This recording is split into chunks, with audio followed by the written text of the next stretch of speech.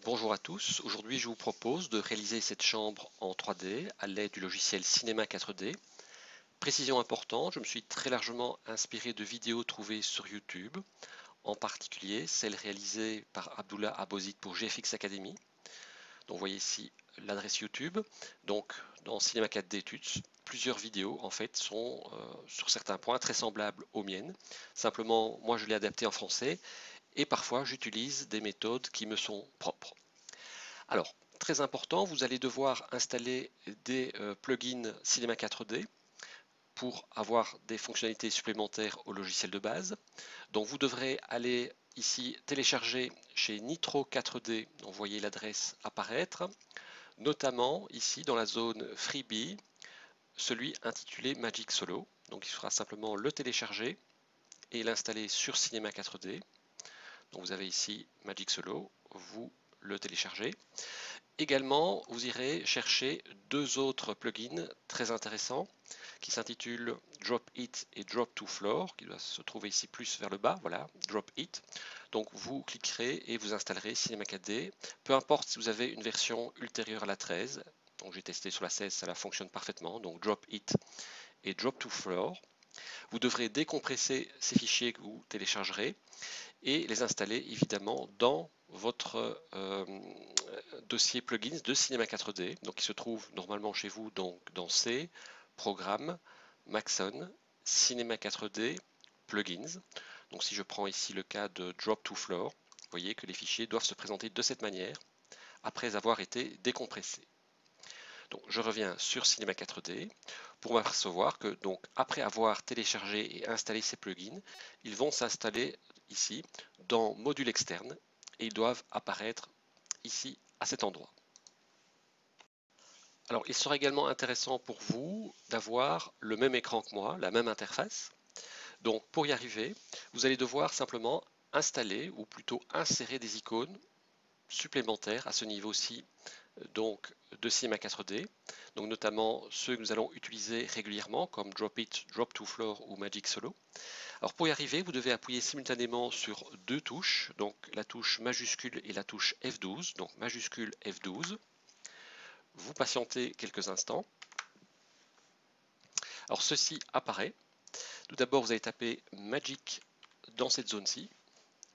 Alors on pourrait installer d'autres plugins, mais ce sera à chaque fois le même principe.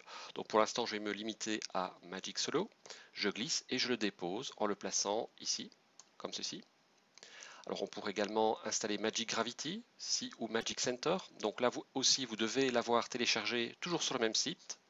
Quand vous allez dans Freebie, vous avez d'autres plugins intéressants, donc Magic Gravity et Magic Center. Je reviens sur Cinema 4D. Et donc là, on pourrait très bien ici sélectionner Magic Center, l'insérer à droite de Solo, aller chercher les deux autres plugins, donc Drop, d'abord Drop It, je glisse et je dépose, ainsi que Drop to Floor, même chose. Alors, nous aurons l'occasion d'insérer sans doute l'un ou l'autre plugin par la suite. Alors, vous avez quand même ici ce bouton-ci intitulé Séparateur d'icônes. Vous cliquez dessus, vous le glissez entre l'ampoule qui représente les lumières dans Cinema 4D et Magic Solo. On peut en mettre un deuxième pour bien séparer les deux. Donc nous avons ici clairement affiché la zone de plugin. Alors j'enlève provisoirement donc cette fenêtre personnaliser les commandes. Je vais également ajouter dans la colonne de droite ces fonctions-ci que j'utilise assez régulièrement, qui sont le magnétisme. Alors comment procéder? Donc d'habitude nous cliquons ici et puis chaque fois il faut cliquer sur chacun des textes ou des icônes, c'est un peu embêtant.